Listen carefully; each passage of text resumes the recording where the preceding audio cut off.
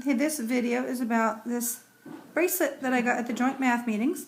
While I was at the Martin Gardner booth, I ran across a lady named Faye Goldman, and her son actually made this bracelet, and he was selling it at a booth at the joint math meetings. She and her son are both mathematicians, and so we got to talking, and she showed me, and I was very intrigued. That's why I bought one.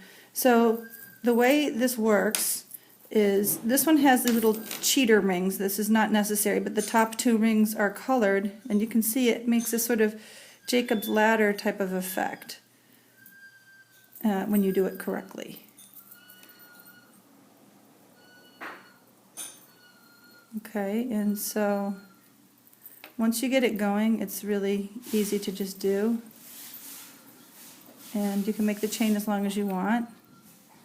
Okay, and she explained to me it's two normal chains, but they're intertwined in a certain way to make this work.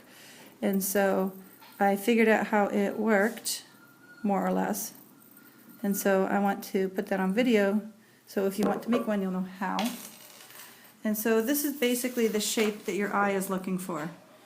You're going to look, the first two links you obviously just linked together, and then the next two links are not that hard. And once you get the first four, it's pretty easy. You kind of just keep repeating the same process over and over.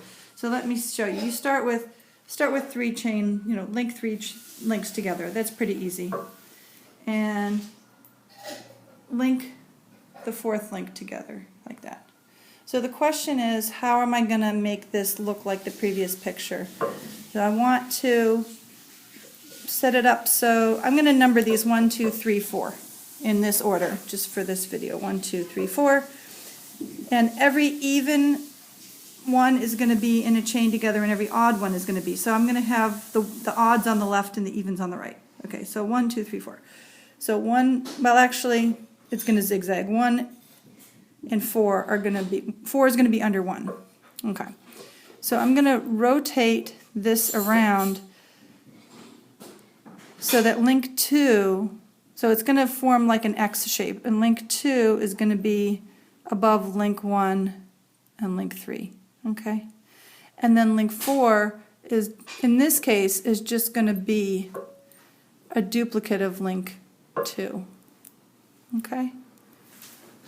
But this is the important part you want to be looking at, like this, like so. And so, even though we only have 4, I want you to imagine that the two parents are the silver rings, and then the two purples are the first two children rings. And so, then I want you to imagine link 1, 2, 3, 4, where 2 is the parent of 3 and 1 is the parent of 4. And it's just that they coincidentally intertwine in this convenient fashion. And of course, what you're going to do now is you're going to try to ignore the two silver links, and now these two purple links will become the parents, and you put two children on them in the same way as you did before. You just keep doing that, and then what you end up with is this kind of situation, okay? And then, well, there's a chirality. So let's see if I get this correct.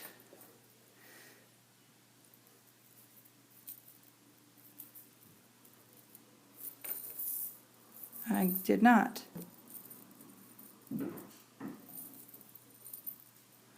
Okay, so this one, I'm spinning it counterclockwise and pulling up on the right.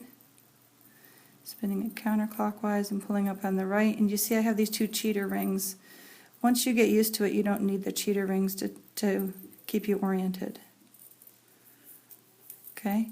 But let's say you started from the other side, then you would not be spinning counterclockwise and pulling up from the right.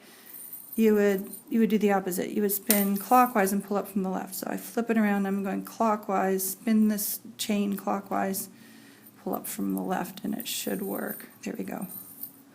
Spin clockwise and pull up from the left. Well, I'm a little disoriented here because I'm trying to take a video.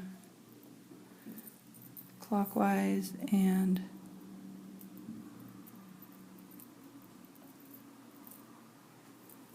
pull up from the left. I guess I got it wrong. Well, maybe it'll be reassuring if you know that it's takes some practice. There we go, I got it. Clockwise, and pull up from the left. It's not working.